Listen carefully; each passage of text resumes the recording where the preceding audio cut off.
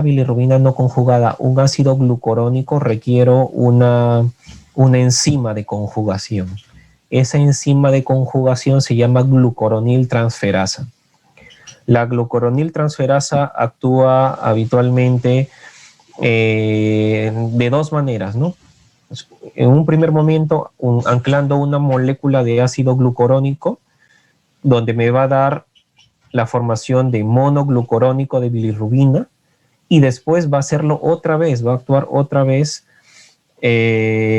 anclando otra molécula de ácido glucurónico a esa bilirrubina no conjugada, y vamos a obtener el diglucurónico de bilirrubina, ¿sí?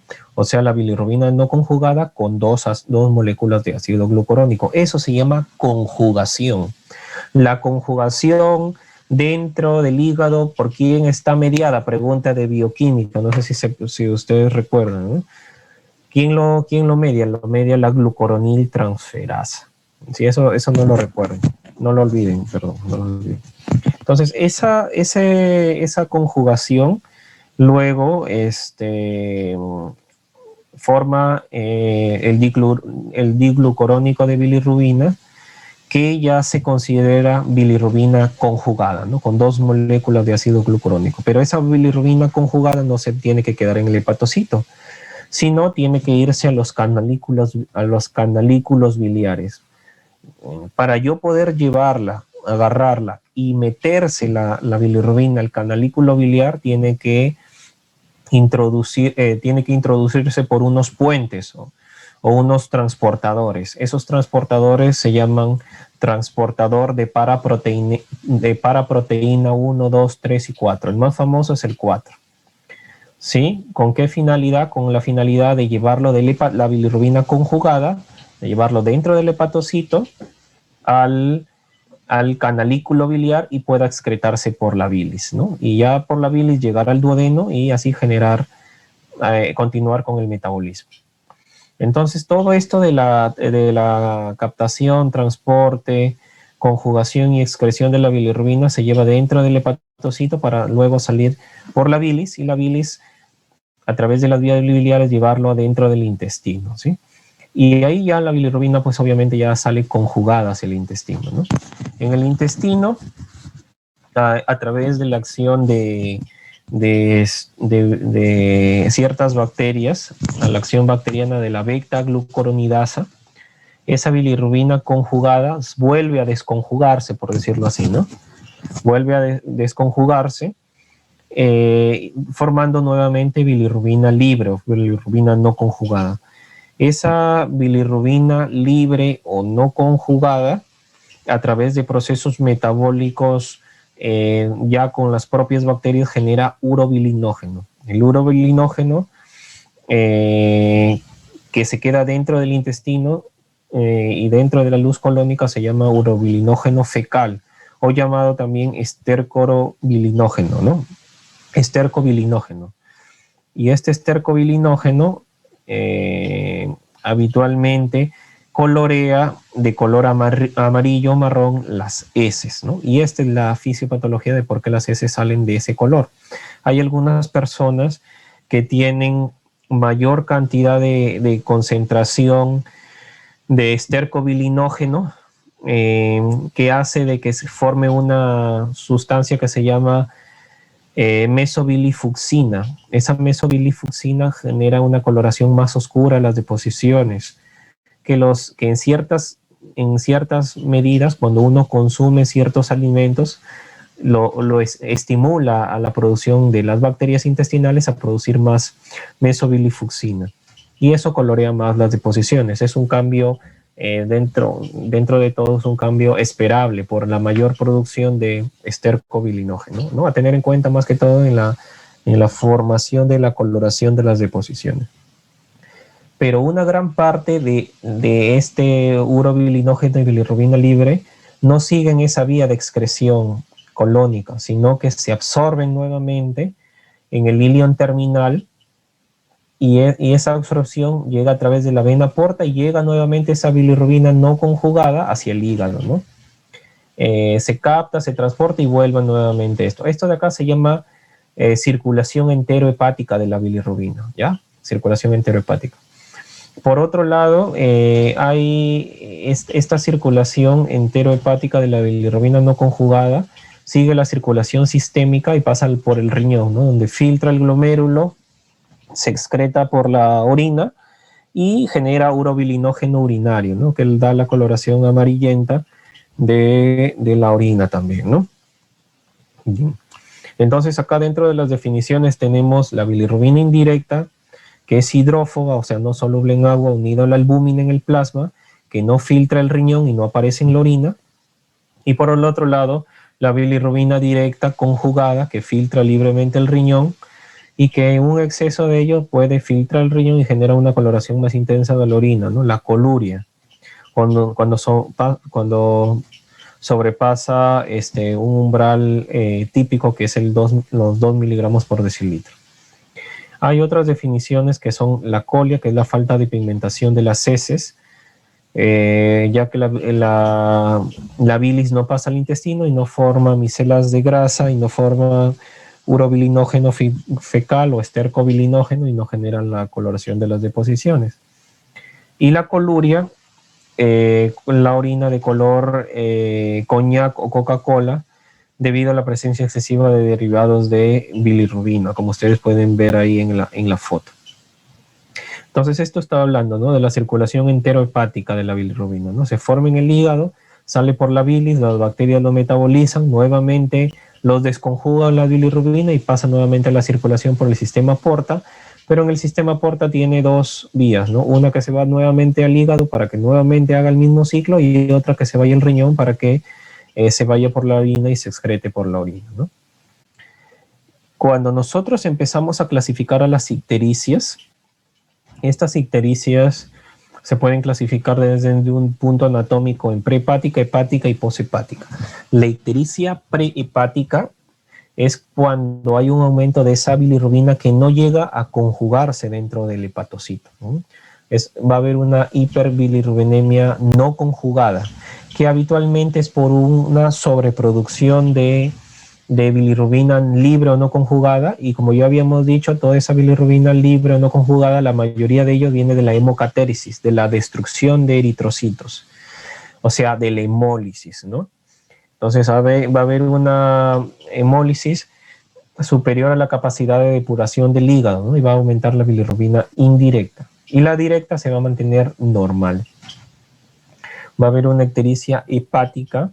Es un estado intermedio entre la prehepática y la poshepática, ¿no? Puede ser debido a muchas causas, toxinas, infecciones, como por ejemplo la mayoría que se inmiscuyen acá dentro de esta ictericia hepática son las hepatitis virales, ¿no? Donde obviamente hay aumento de la bilirrubina indirecta y aumento de la bilirrubina directa, ¿no? También. Y por lo tanto, si hay aumento de la bilirrubina directa, también se va a traducir en coluria, ¿no? Porque también va a filtrar el glomérulo y va a haber una coloración más intensa de la orina. Y la tercera clasificación es la ictericia poshepática, ¿no? Que habitualmente traduce una obstrucción fuera del hígado, ¿no? Obstrucción extrahepática, ¿no? Lo más frecuente son la coledocolitiasis o los tumores a nivel de la vía biliar, ¿sí? Que hacen de que la bilirrubina conjugada no pase por la bilis, haya una éstasis de bilis y eso genera un ingreso retrógrado de bilirrubina directa a la sangre, ¿no? Sin pasar por el intestino, ¿no? Y vamos a ver que la bilirrubina directa va a estar muy aumentada. Muy aumentada. Bien, entonces dentro de la clasificación, como ya habíamos mencionado, tenemos la prehepática, la hepática y la poshepática. Dentro de la ictericia prehepática, o sea, la hiperbilirrubinemia indirecta, tenemos hay varias causas, ¿no? Dentro de las más conocidas tenemos la ictericia por hemólisis y la enfermedad de Gilbert. La enfermedad de Gilbert es una enfermedad congénita, habitualmente donde la UDP, glucuroniltransferasa, la que habíamos hablado anteriormente, la función de esta glucuroniltransferasa está disminuida, O sea, sí tiene esa enzima, pero está disminuida en actividad. Y eso genera que no se conjugue la bilirrubina y haya una mayor producción de hiperbilirrubinemia a predominio indirecto. Por ejemplo, esta semana, el lunes que ha pasado, les pongo otro ejemplo, vino un paciente, un joven más o menos de 19 años, que venía de Jaén, referido por otro gastroenterólogo también, que lo conozco, buscando una solución a su problema, y el problema básico que él traía es que la mamá estaba desesperada porque el paciente estaba ictérico y la mamá refería que cada cierto tiempo se ponían las escleras amarillas.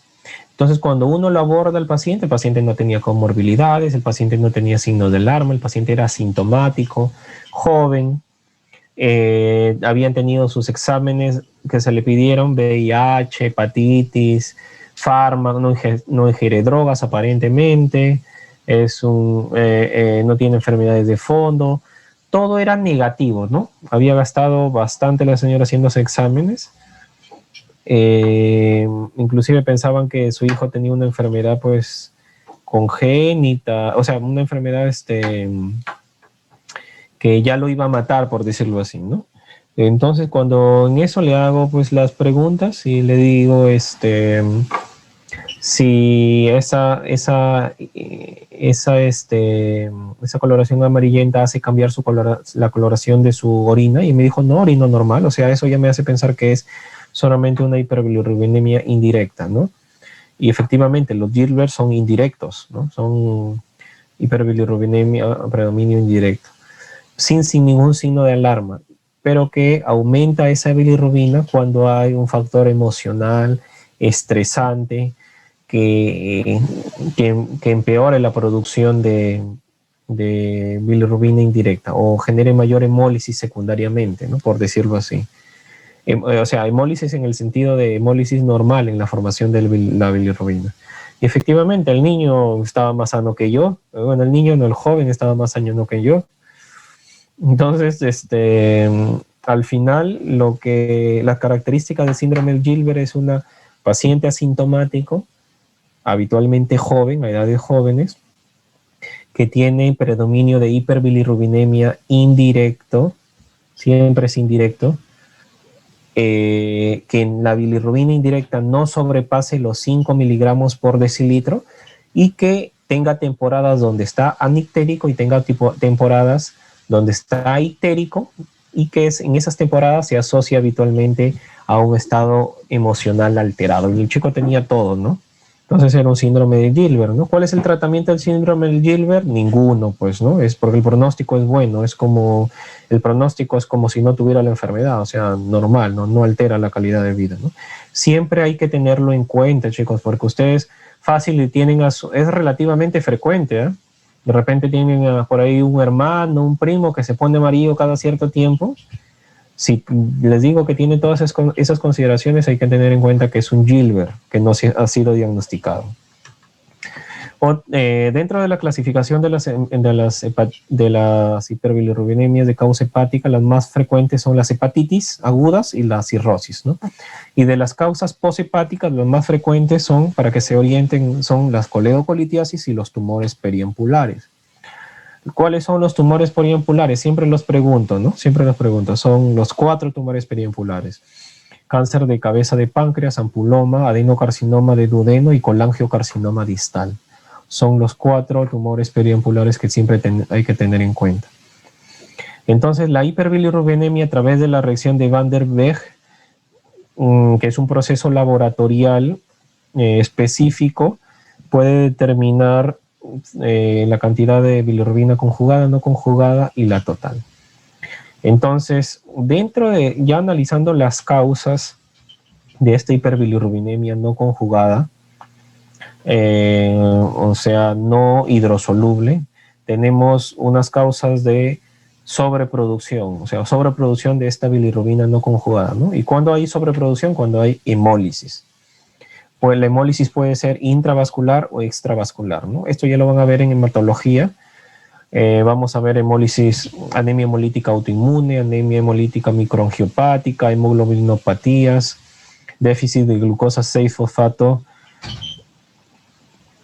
es otra de las causas de hemólisis intravascular. Y dentro de las causas de hemólisis extravascular tenemos pacientes que tengan, por ejemplo, grandes hematomas, hemotórax, amartrosis. Me acuerdo una vez que eran mis primeros días de asistente en gastroenterología y en el Almanzor.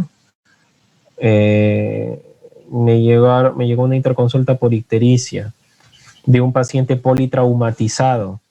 Y cuando uno lo va a ver, el señor tenía un hematoma pues en todo el tórax, el abdomen y tórax, un gran hematoma, uno de los más grandes que he visto. Y el señor estaba con su ictericia de 3, 4 a predominio indirecto. Bueno, claro, pues si hay más hemólisis en ese hematoma extenso, probablemente va a generar ictericia, pues, ¿no? Que eso era algo irrelevante, pues, para todo lo que tenía el señor, porque tenía múltiples fracturas, tenía una contusión cerebral, y de Yapa tenía su ictericia a predominio indirecto, ¿no? Siempre hay que tenerlo en cuenta. Y también tenemos acá de causas de disfunción hepatocelular, ¿no? Hay algunos fármacos raros, ¿no? Que esto ya no lo vemos, se veían fármacos en la antigüedad, cuando no habían antibióticos que dar, daban este tipo de ácido flavínico y falospidínico, que ya no tiene razón de utilizarlo en la actualidad, pero bueno, se han descrito. Y el síndrome de Gilbert, que ya les había mencionado anteriormente, ¿no? Con una difusión hepatocelular, donde la causa básica de este síndrome de Gilbert es la disminución de la función de la glucoronil transferasa, la UDP glucoronil transferasa. ¿Sí? Entonces tenemos estas causas, disminución en la conjugación, tenemos las causas congénitas, el síndrome de Gilbert, y también tenemos otro síndrome. El síndrome de Gilbert es una enfermedad autosómica dominante. El síndrome de Crigler-Najjar hay tipo 1 y tipo 2. El tipo 1 es autosómico recesivo. Cuando es autosómico recesivo quiere decir que tiene 0% de actividad de la glucoronil transferasa, de la enzima glucoronil transferasa, y por lo tanto es incompatible con la vida. O sea, al final de cuentas el paciente aumenta la bilirrubina indirecta y muere. El síndrome de Crigler-Najjar tipo 2 es un déficit severo de la enzima glucoronil transferasa, pero tiene un pronóstico bueno, no muere el paciente, pero sí el paciente tiende a tener bilirrubinas de más de 10, más de 15 miligramos por decilitro, hasta más de 20, o sea, el paciente está amarillo patito, ¿no? Dentro de las causas adquiridas también de aumento de la hiperbilirrubinemia predominio indirecto tenemos la rifampicina, la rifavirina como fármacos, y también algunas veces las hepatitis pueden predisponer a tener hiperbilirrubinemia no conjugada. Por eso, para yo descartar que no tengo un síndrome de Gilbert, un síndrome de Crigler-Najjar, obviamente el diagnóstico es ver la actividad de la enzima, pero yo para ver la actividad de la enzima tengo que tomar biopsia hepática y mandar a Estados Unidos al estudio de la enzima glucoronil transferasa. O sea, ahí me sale 10,000, en exámenes me sale como 10,000 soles, y eso de ahí pues no es costo efectivo, ¿no? Entonces, ¿cómo lo hacemos acá en el Perú? El diagnóstico es por exclusión. Y obviamente para excluir que tenga un síndrome de Gilbert, yo al menos tengo que tener serología de hepatitis virales para decir que no son por hepatitis, ¿no? Y por el otro lado tenemos la hiperbilirrubinemia conjugada o hidrosoluble o a predominio directo, que son de varios tipos, ¿no? Tenemos las congénitas y las adquiridas. Dentro de las congénitas, así como habían en la indirecta el Crigler-Najjar y el Gilbert, acá en las congénitas de la hiperbilirrubinemia conjugada tenemos a dos, el síndrome de Dubin-Johnson y el síndrome de Rotor. ¿Sí? ¿Cuál es la diferencia entre estas? Vamos acá a la fisiopatología que les había mencionado, ¿sí? Cuando vamos acá a las fisiopatologías, yo les he mencionado acá en el punto 4, que es de la excreción, yo requiero que esta bilirrubina conjugada, el diglucurónico de bilirrubina, llegue al canalículo biliar, ¿sí? Llega al canalículo biliar. Y para eso hay transportadores de esta bilirrubina conjugada.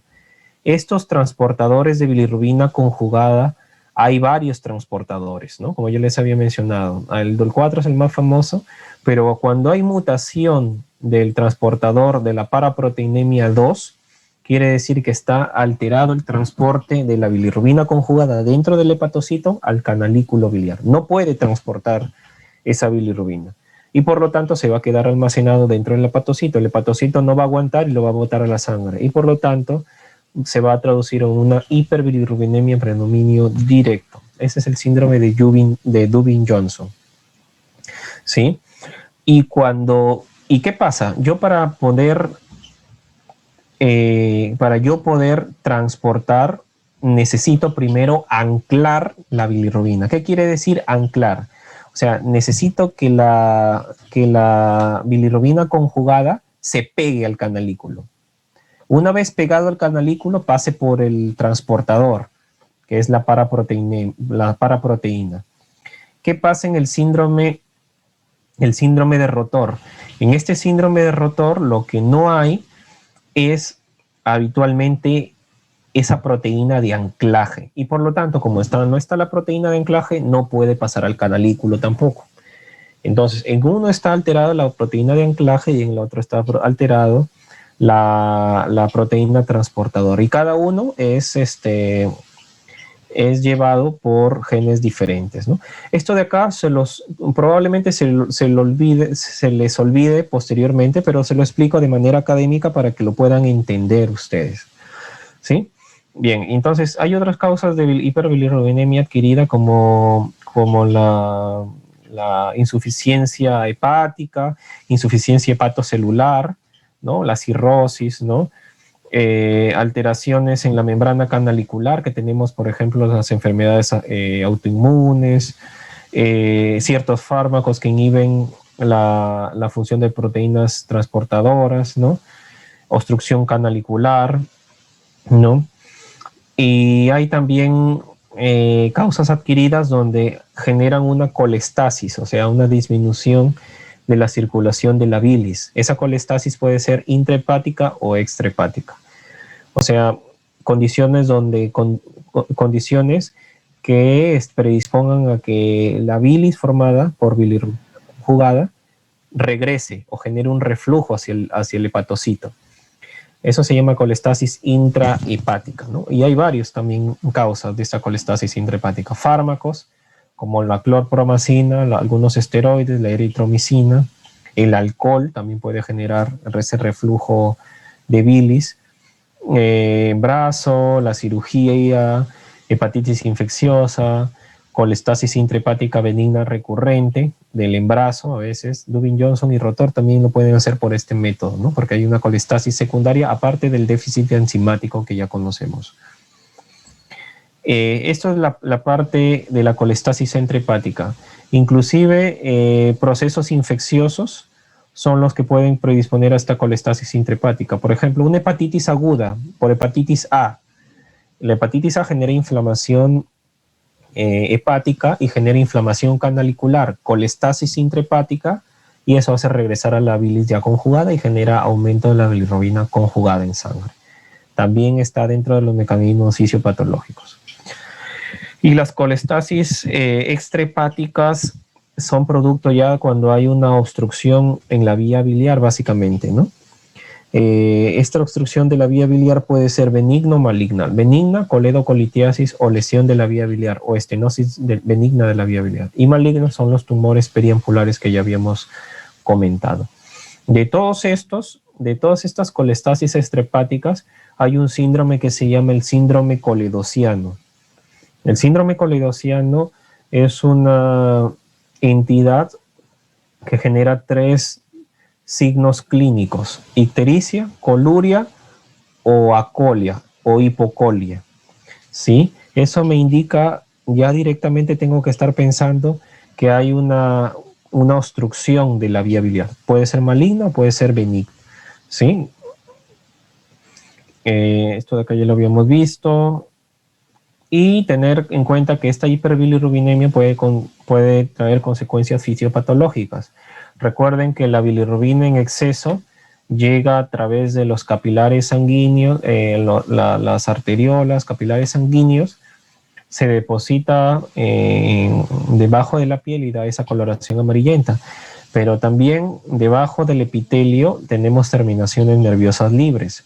Esas terminaciones nerviosas libres son irritadas por esa bilirrubina y esa irritación genera picazón. Así se traduce el prurito en la hiperbilirrubinemia.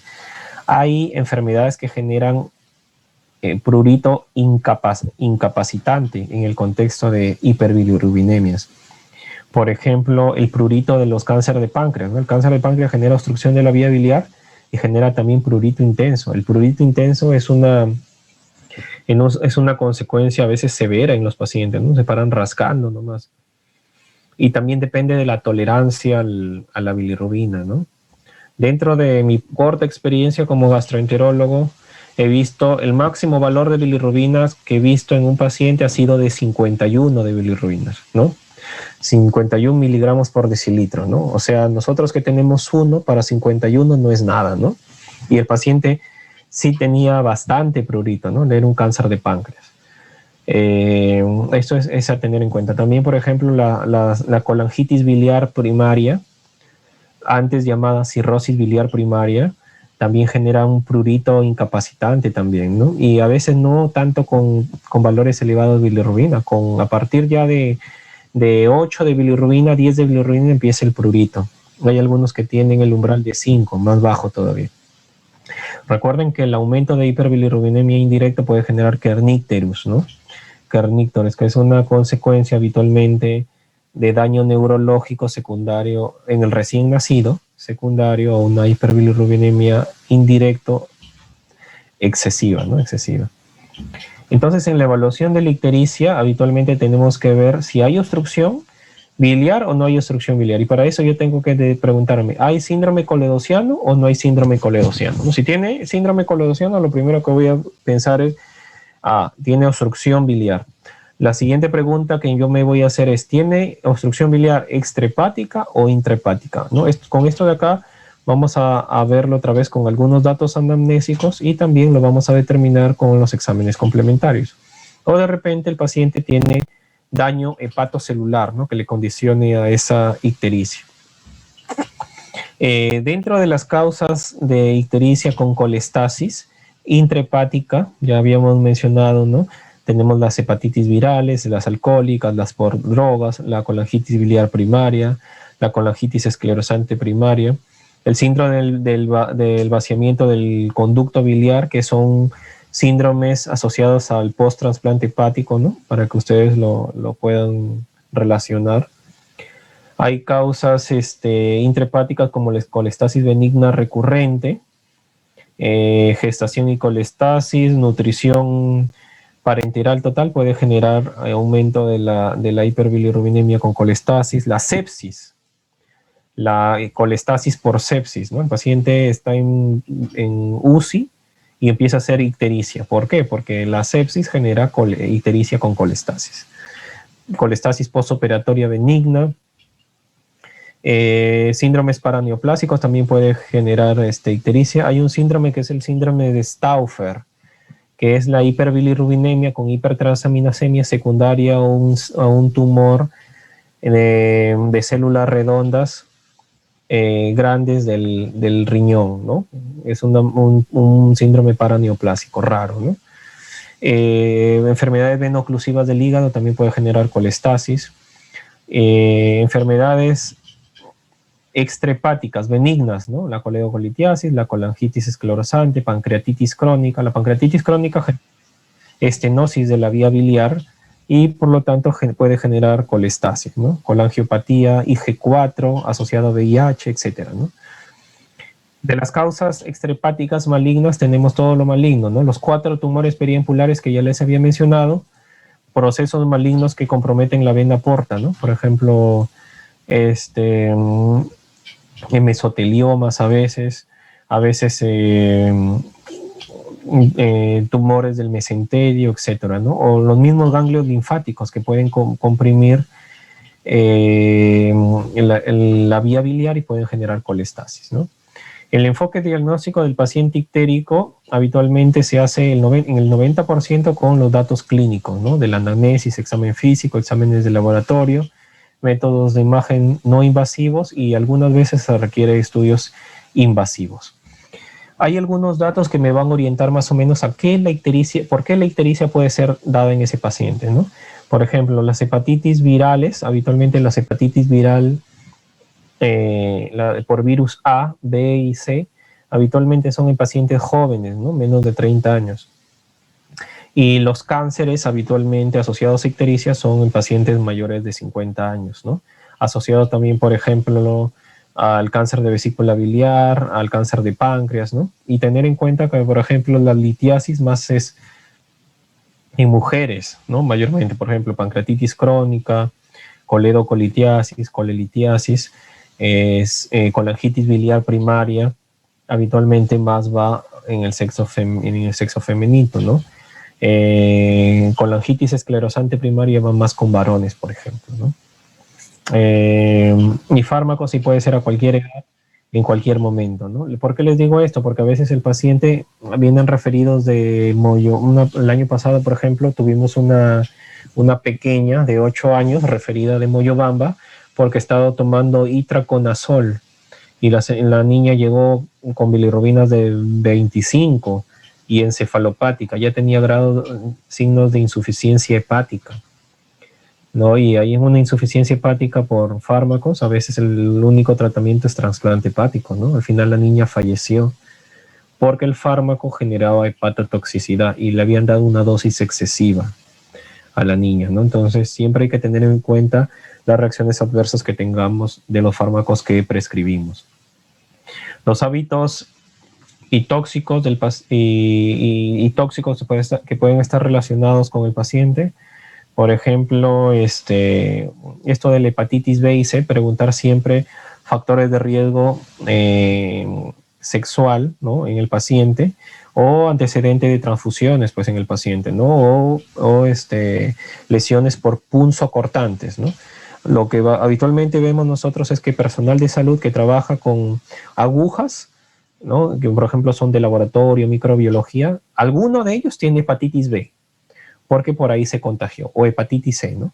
Porque por ahí se contagió, ¿no? Siempre preguntar eso. También a qué se dedica, ¿no? Si maneja punzocortantes, ¿no? El hábito sexual del paciente también. El alcoholismo ya de por sí también puede generar ictericia, pues, de acuerdo a diversos grados, ¿no? Si genera esteatosis hepática, si genera esteatohepatitis alcohólica o si genera ya posteriormente cirrosis hepática, ¿no? Exposición y contactos, ¿no? Como ya les había mencionado, riesgos laborales, procedimientos, transfusiones, contacto con pacientes ictéricos también. La forma de inicio y de evolución, hace cuánto tiempo está ictérico el paciente. Una cosa es que me diga que reciente comienzo asociado a dolor abdominal, que eso me dice que es una patología aguda, por ejemplo una coledocolitiasis o una hepatitis viral, y otra cosa es que me diga que tenga de largo tiempo, ¿no? Donde tenga una ictericia con signos de alarma de largo tiempo, que puede ser un cáncer, o una ictericia de largo tiempo sin signos de alarma, como puede ser un Gilbert, ¿no? Si la evaluación estuvo precedida de pérdida del apetito, náuseas, vómitos, si el paciente tiene fiebre, escalofríos, pesar en enfermedades metaxénicas, enfermedades por virus que generan ictericia y fiebre, por ejemplo, malaria, bartonelosis, fiebre amarilla, generan habitualmente ictericia, ¿no? Ictericia en este tipo de pacientes, ¿no? La leptospirosis, por ejemplo, ¿no? Hace 2 meses tuvimos en el consultorio, llegó un paciente que también tenía fiebre y había viajado a Yotun, ¿no? Se había ido a una sequía, por ahí habían ratitas, perritos, por ahí entró la leptospira y generó ictericia en el paciente, ¿no? Siempre preguntar fiebre, escalofríos, síntomas sistémicos, ¿no? Otra cosa también a tener en cuenta es si el paciente tiene dolor abdominal, ¿no? Dolor abdominal de pancreatitis, dolor abdominal de que me simule una hepatitis, o si me cuenta la historia de hepatitis. Una cosa es la triada de Charcot, como yo les vengo comentando en el grupo que rota conmigo. ¿Cómo es la triada de Charcot? La triada de Charcot me traduce colangitis, pero ¿cómo es? Primero, ¿cómo es la fisiopatología? El cálculo de la vesícula biliar sale de la vesícula biliar, se enclava en el colédoco y cuando se enclava genera dolor. Primero dolor. Luego de ese dolor, pues no pasa la bilis. Y como no pasa la bilis, genera ictericia. Y ya luego se infecta eso de ahí y genera fiebre. O sea, la traducción normal de la triada de Charcot es dolor, ictericia y fiebre. Eso me traduce colangitis por coledocolitiasis. Pero si el paciente no me cuenta esa historia y me cuenta al revés más bien, que primero tiene fiebre, después dolor abdominal y al final tiene ictericia, eso no es triada de Charcot. Eso probablemente es la cronopatología de una hepatitis viral, ¿no? Siempre hay que tenerlo en cuenta. Por otro lado, pues tener en cuenta el examen físico es importante también en el paciente, ¿no?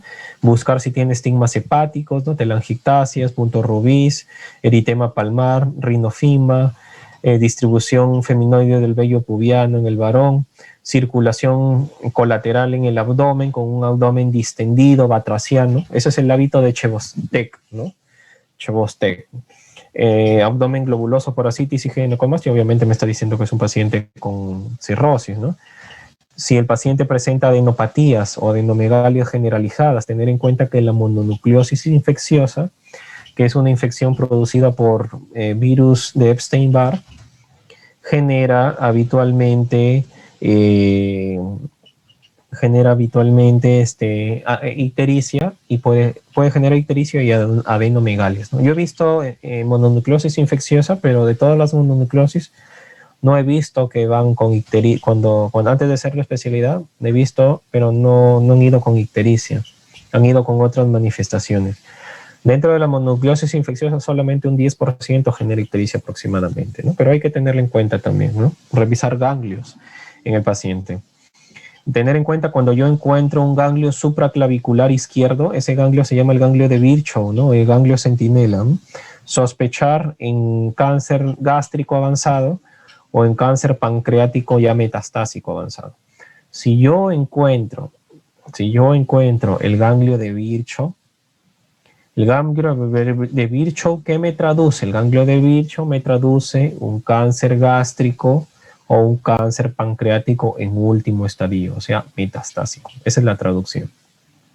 La palpación hepática también hay que tenerla en cuenta para ver si está acompañada de signo de dolor abdominal, ¿no? La palpación. Si hay signo de Murphy, ¿no? Si no tiene colecistitis asociada en el paciente, no tiene signos de peritonitis, ver si no tiene patomegalia también el paciente en el examen físico, ¿no? La palpación del vaso también es importante, ¿no? Porque recuerden que el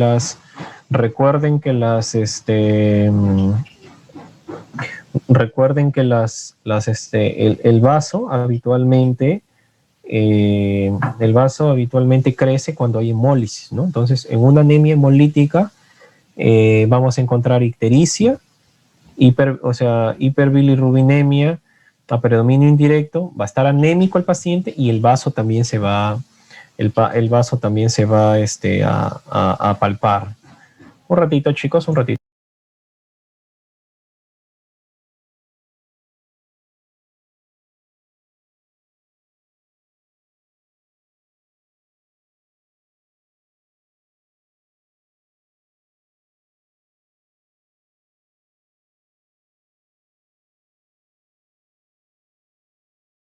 Ya, ¿no? Aunque fastidian los pacientes.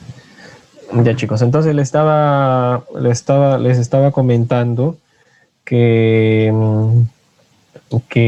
la triada del síndrome hemolítico es una ictericia predominio indirecto, anemia, y también el paciente se le va a palpar el vaso, un vaso palpable, ¿no? Eso es un dato a tener a tener en cuenta, ¿no? Esto acá lo voy a pasar. Tener en cuenta que todas las colestasis al final va a generar coluria en el paciente, y habitualmente esa coluria se va a manifestar en el paciente, y es un indicio de que hay algún grado de predominio de hiperbilirrubinemia, predominio directo. Y la colestasis habitualmente van de la mano con el síndrome coledociano, como ya les había mencionado. ¿Hay fármacos que producen ictericia? Sí. Acá están toditita la lista de fármacos, ¿no? Isoniazida, rifampicina, por eso es que el tratamiento para TB, que es el núcleo básico, isoniazida, rifampicina, uno de los datos que monitorizamos es la ictericia en el paciente con tratamiento antituberculoso, ¿no? Furosemida, clortalidona, metildopa, captopril, nifedipino, estrógenos, naproxeno. Los AINES pueden generar hipertransaminasemia y algunos de ellos pueden generar hiperbilirrubinemia leve. El naproxeno es uno de ellos. Metotrexate, sales de oro, penicilamina, clorpromacina para el hipo, haloperidol para el hipo también puede generar eso. Y por último, esta es la diapositiva que quería manifestarle, chicos. Esta es la ictericia este es el algoritmo del síndrome ictérico, ¿no? Ustedes tienen que tener en cuenta, porque acá pueden salir como 10 preguntas. Cuando yo tengo un síndrome ictérico, lo primero que yo me voy a preguntar es, ¿el paciente tiene una hiperbilirrubinemia predominio directo, indirecto o mixto? Vamos por el lado de hiperbilirrubinemia predominio directo. Si tiene una hiperbilirrubinemia a predominio directo, o sea, obviamente la orina está colúrica, ¿no? Lo que yo voy a ver es si tiene colestasis. Si el paciente no tiene colestasis y hay una hiperbilirrubinemia predominio directo, yo le pregunto, yo certifico que la GGTP y la fosfatasa alcalina no están al doble, al triple de lo normal, entonces no hay colestasis. ¿Qué enfermedades me pueden dar eso? El rotor y el Dubin-Johnson, ¿no? Que son hiperbilirrubinemia directas, sin colestasis. Pero ¿qué pasa si el GGTP y el fosfatasa alcalina están 2 a 3 veces el valor normal? Hay colestasis. Entonces, la colestasis que tiene el paciente es con vía biliar dilatada o sin vía biliar dilatada. Para eso le tomo una ecografía. Si la ecografía, la vía biliar está dilatada, quiere decir que hay una obstrucción extrahepática. Hay colestasis extrahepática. Puede ser coledocolitiasis o tumor de la cabeza, o no, un tumor periampular. Pero si esa vía biliar no está dilatada, pero hay colestasis, entonces es una colestasis dentro del hígado, intrahepática o médica se llama. Y para eso hay varias causas, ¿no? Virales, fármacos, autoinmunes, etcétera, ¿no? Me voy para el otro lado.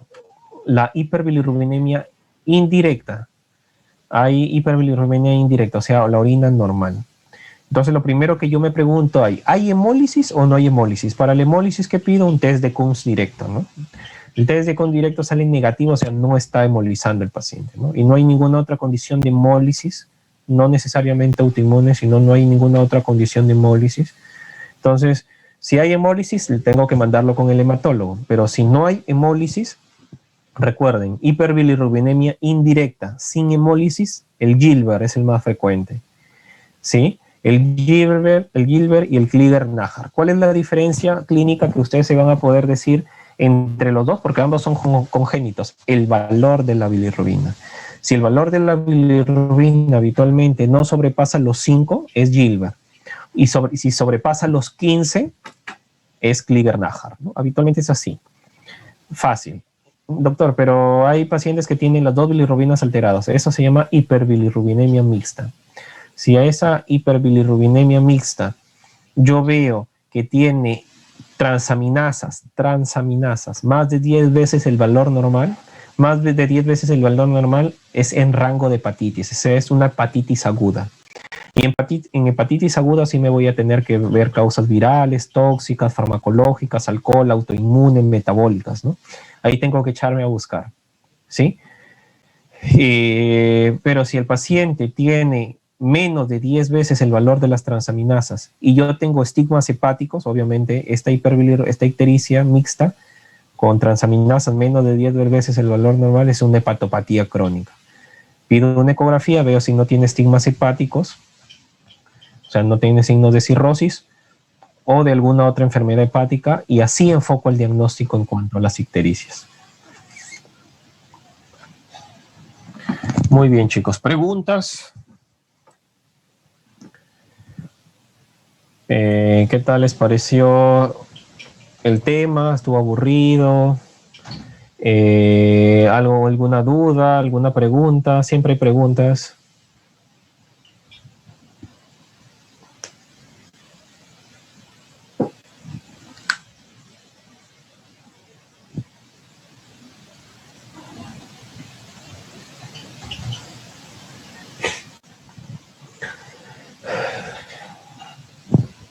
¿Estuvo todo claro?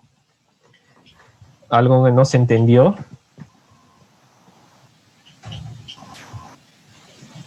Sí, doctor, todo claro. Todo claro, pero con duda.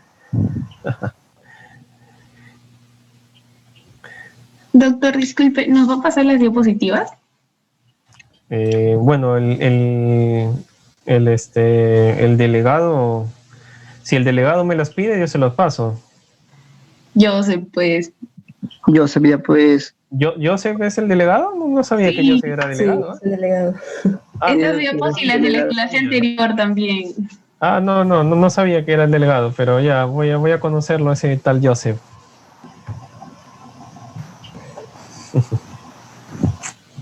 ¿Alguna pregunta, chicos? ¿Todo claro? ¿Está claro? Sí, doctor, todo claro. Todo claro, ya, chicos. Entonces, si está todo claro, los voy a dejar, y es sábado por la tarde. Después le paso las diapositivas con Joseph. Y como ustedes ven, hay bastantes preguntas que sacar. Ya ahorita Ernesto está chacoteando de ahorita, dice. Y me he hecho acordar algo, por si acaso. Para su punto, dice. Sí, quiere su punto todavía, quiere su punto ahí de práctica. Yo tengo un canal de YouTube donde hay, creo que 10 gatos, ¿no? 10 gatos. Ya lo estamos siguiendo, doctor. Ya, está bien, muy bien. En ese canal de Freddy recién se conecta. Cuando ya acabamos. Ya, entonces en el canal de YouTube hay 3 videitos, ¿no? En esos videitos está la exposición de hemorragia digestiva alta, hemorragia digestiva baja, y un video que se llama manifestaciones extrarrespiratorias asociadas a COVID-19, por si acaso. El que los quiere ver, los ve, porque ahí hay varias preguntas que se han sacado en exámenes, y más que eso, les va a servir para cómo actuar a nivel de la atención primaria. Son exposiciones académicas, ¿no? Son exposiciones académicas de por qué sí usar esto y por qué no usar lo otro, ¿no? Entonces, eso lo van a encontrar en el canal de YouTube, que lo hice de una manera, no lo hice para marketearme, por decirlo así, sino lo he hecho con un fin académico, porque siempre, a veces me invitan a ponencias